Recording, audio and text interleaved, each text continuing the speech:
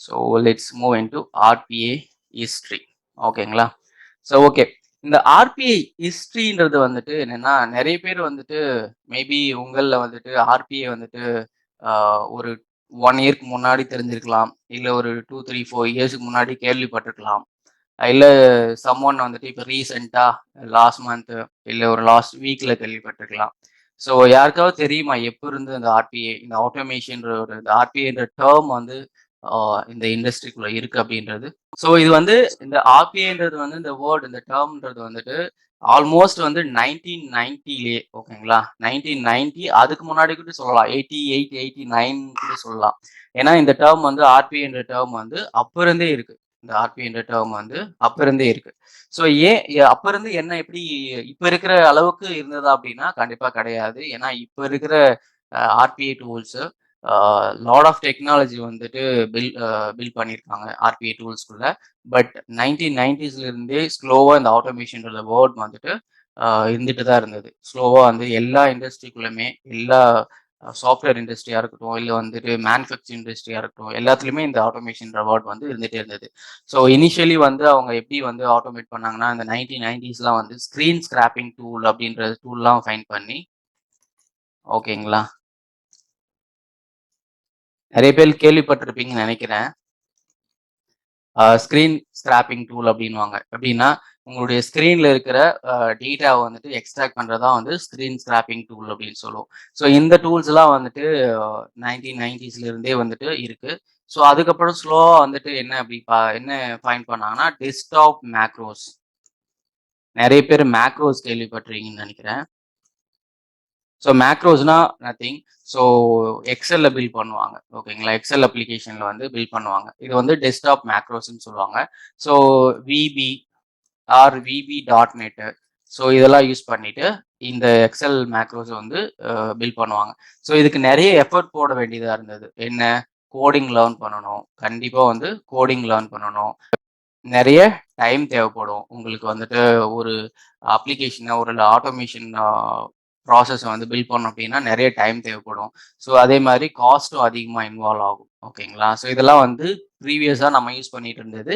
இப்போ நிறைய கம்பெனிஸில் வந்துட்டு நிறைய யூசர்ஸ் வந்து யூஸ் பண்ணிட்டு தான் இருக்காங்க, டெஸ்க்டாப் மேக்ரோஸ்லாம் வந்து யூஸ் பண்ணிட்டு தான் இருக்காங்க.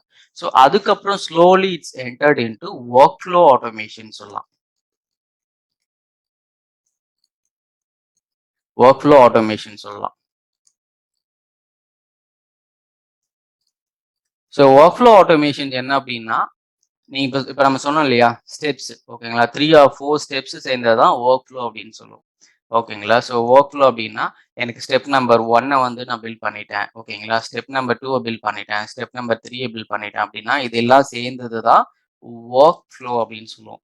ஸோ அதை வந்து சின்ன சின்னதா எனக்கு தெரிஞ்சு வந்து என்னுடைய எக்ஸ்பீரியன்ஸ்ல வந்துட்டு so we used hot key automation சொல்லுவோம், ஓகேங்களா. ஒன் ஆஃப் த அப்போ ட்ரெண்டிங்கில் இருந்தது இந்த ஹாட் கீ ஆட்டோமேஷன் சொல்லுவோம். இது என்ன பண்ணோம்னா, நம்ம வந்து ரெக்கார்ட் பண்ணோம், நம்ம என்னென்ன ஆக்டிவிட்டி எல்லாம் பண்ணுறோம், நம்மளுடைய ஒவ்வொரு ஆக்டிவிட்டியுமே நான் வந்து கிளிக் பண்ணேன்னா அந்த கிளிக்கை ரெக்கார்ட் பண்ணோம், நான் டைப் பண்ணேன்னா அந்த டைப்பை ரெக்கார்ட் பண்ணோம்.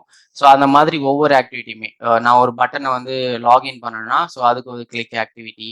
ஸோ இந்த மாதிரி எல்லாமே வந்து ரெக்கார்ட் பண்ணிட்டு அகைன் நம்ம ரீரன் பண்ணோம் அப்படின்னா, ஓகேங்களா, ரீரன் பண்ணால் அது எல்லாமே வந்து ரிப்பீட்டேட்டிவாக வந்துட்டு மிமிக் பண்ணும். ஸோ அது வந்து ஸ்டெப் நம்பர் 1, ஸ்டெப் நம்பர் 2 அப்படின்னு சொல்லிட்டு எல்லாமே கேப்சர் பண்ணியிருக்கோம். ஸோ அதை தான் வந்து ஒர்க் ஃப்ளோ அப்படின்னு சொல்லுவோம். ஸோ அது லேட்டர் வந்து இந்த ஒர்க் ஃப்ளோ ஆட்டோமேஷன் ஸ்டார்ட் ஆச்சு. இப்போயும் இந்த ஒர்க் ஃப்ளோ ஆட்டோமேஷன் தான் வந்து நமக்கு இன்னும் நிறைய என்ஹான்ஸ் பண்ணி கொடுத்துருக்காங்க. ஸோ இந்த work flow automation. So but இப்போ நீங்க லேர்ன் பண்ண போகிறதும் இனிமேல் ஃபியூச்சரில் வர்றதும் ரொம்ப ரொம்ப என்ன சொல்றது, அட்வான்ஸ்டு லெவல் ஆஃப் ஆர்பிஏன்னு சொல்லலாம். So artificial intelligent and machine learning, already UI பார்த்து வந்து ஆர்டிஃபிஷியல் இன்டெலிஜென்ட் மெஷின் லேர்னிங்லாம் வந்து இன்ட்ரடியூஸ் பண்ணிட்டாங்க. It's running. ஸோ இப்போ வந்து எல்லாமே ஆர்டிஃபிஷியல் இன்டெலிஜென்ட் மெஷின் லேர்னிங்கில் ஒர்க் பண்ணியிருக்காங்க. ஸோ இமேஜின் தட் நீங்கள் வந்துட்டு ஒரு அவுட்லுக் ஆட்டோமேஷன் பண்ண முடியும்னா, yes we can do that. ஏன்னா இது வந்து ஒரு 2, 3 இயர்ஸ் ஆர் 10 இயர்ஸாகவே இதெல்லாம் பண்ணிட்டு இருக்கோம். Outlook automation, Word automation, Excel automation, so other kind of பிடிஎஃப்லேருந்து டேட்டா எக்ஸ்ட்ராக்ட் பண்ணுற ஆட்டோமேஷன், இது எல்லாமே பண்ணிட்டு இருக்கோம். பட் இப்போ இன்னும் காம்ப்ளெக்ஸான ப்ராசஸ் எல்லாமே, நம்ம இதுக்கு முன்னாடி பண்ணிட்டு இருந்ததெல்லாம் ஈஸி அண்டு ஒரு மிட் லெவல்ல. பட் இப்போ ரொம்ப காம்ப்ளெக்ஸான ப்ராசஸ் எல்லாமே ஆட்டோமேஷன் ஆர்பிஐ வந்து டேக் ஓவர் பண்ணிடுச்சு.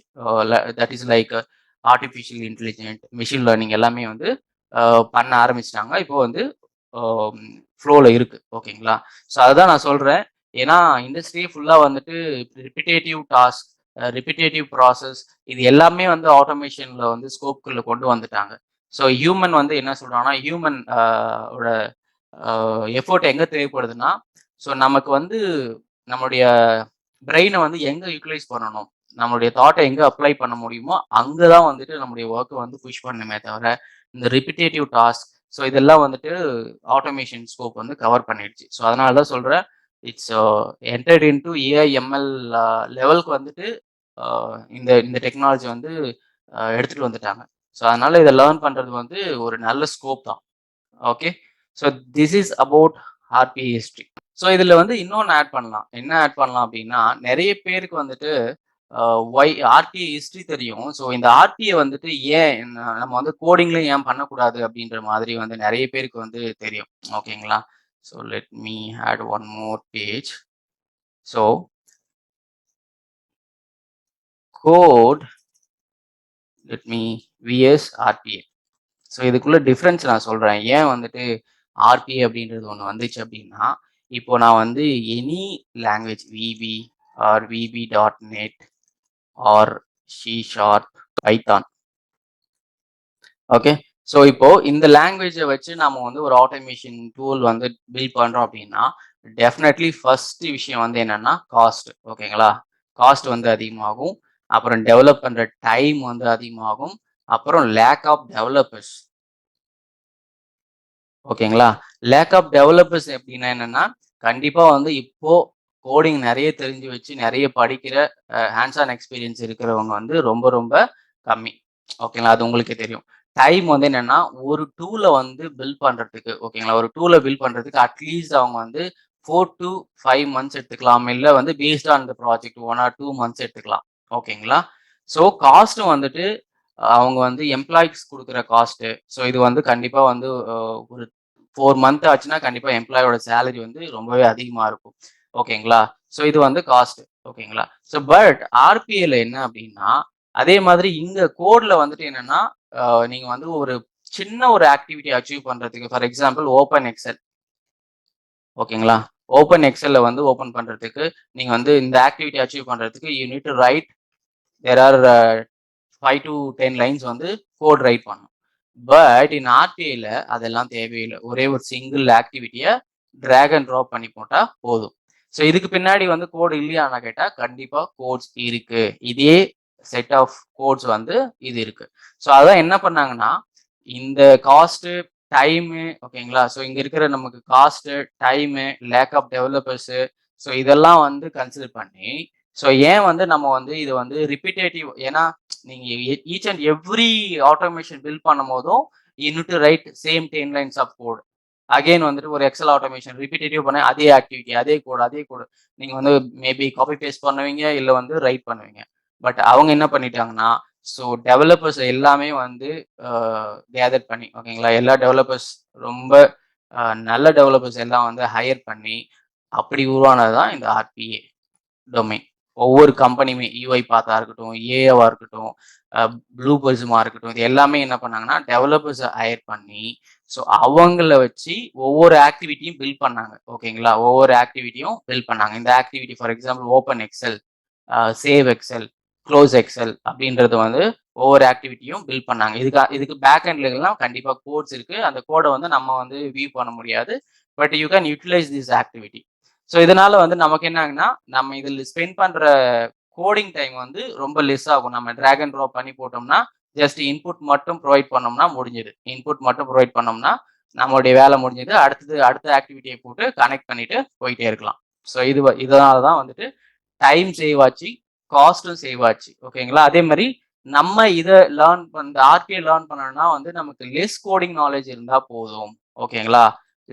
Very very less coding knowledge இருந்தா போதும். நமக்கு வந்து ரொம்ப இருக்கணும்லாம் தேவையில்லை. ஸோ அது வந்து லேக் ஆஃப் டெவலப்பர்ஸ் அதையும் வந்து இது ஸ்கிப் பண்ணிடுச்சு. ஸோ இதுதான் வந்து இந்த ஆர்பிஐக்கும் இந்த நார்மல் கோடிங் வச்சு நம்ம பில்ட் பண்ற ஆட்டோமேஷன் சாஃப்ட்வேருக்குள்ள டிஃபரன்ஸ்.